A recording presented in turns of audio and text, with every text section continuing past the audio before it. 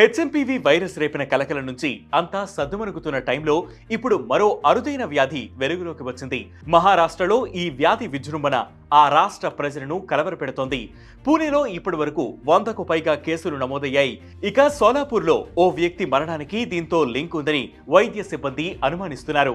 మరి ఎంతకీ ఈ వ్యాధి అంటే, దీని తీవ్రత ఎలా ఉంటుంది, ఈ వీడియోలో తెలుసుకుందాం. గీలెన్ బార్ సిండ్రోమ్ లేదా గియాన్ బార్ సిండ్రోమ్ గా పిలిచే ఈ వ్యాధి ఓ ఆటోఇమ్యూన్ న్యూరోలాజికల్ డిజార్డర్. సాధారణంగా రోగనిరోధక వ్యవస్థ యాంటీబాడీల సాయంతో మన శరీరంలోకి ప్రవేశించిన చెడు బ్యాక్టీరియాపై పోరాడుతుంది. కానీ ఈ గీలెన్ బార్ సిండ్రోమ్ వచ్చినప్పుడు ఇమ్యూనిటీ సిస్టమ్ చెడు బ్యాక్టీరియాపై పోరాడేందుకు బదులు హెల్తీ నెర్వ్స్ పైనే ఫైట్ చేస్తుంది. దీనికి ఖచ్చితమైన కారణాలు లేనప్పటికీ ఓ పాసిబిలిటీ ఉందంటున్నారు వైద్య నిపుణులు.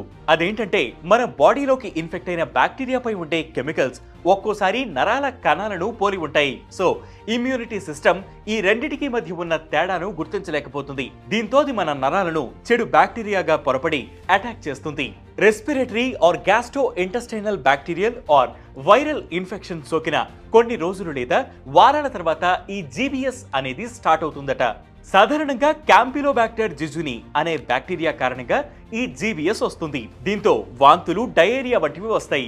రేర్ కేసెస్ లో వ్యాక్సినేషన్ లేదా సర్జరీల వల్ల కూడా ఈ జీబీఎస్ సోకే అవకాశం ఉంది. మోస్ట్ ఆఫ్ ది కేసెస్ లో ఈ జీబీఎస్ వల్ల శరీరంలో వీక్నెస్ పెరిగిపోతుంది. అయితే కొన్ని సందర్భాల్లో దీని తీవ్రత పెరిగి పెరాలసిస్ కు దారితీసే ప్రమాదం ఉంది. ఈ ఇమ్యూనల్ రిలేటెడ్ నెర్వ్ డ్యామేజ్ తగ్గించేందుకు plasma exchange, intravenous immunoglobulin therapy అనే 2 పద్ధతులు ఉంటాయి. వీటి ద్వారా బాధితులు కాస్త రిలీఫ్ పొందవచ్చు.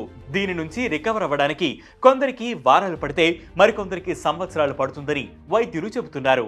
ఇది వాటి ట్రెండింగ్ ఎక్స్ప్లెయినర్. దీనిపై మీ అభిప్రాయాన్ని కింద కామెంట్ సెక్షన్ లో మెన్షన్ చేయండి. ఇలాంటి ట్రెండింగ్ ఎక్స్ప్లెయినర్స్ ఎప్పటికప్పుడు తెలుసుకునేందుకు వెంటనే వేటు న్యూస్ యాప్ ని డౌన్లోడ్ చేసుకోండి. వేటు న్యూస్ తెలుగు యూట్యూబ్ ఛానల్ ని సబ్స్క్రైబ్ చేయండి.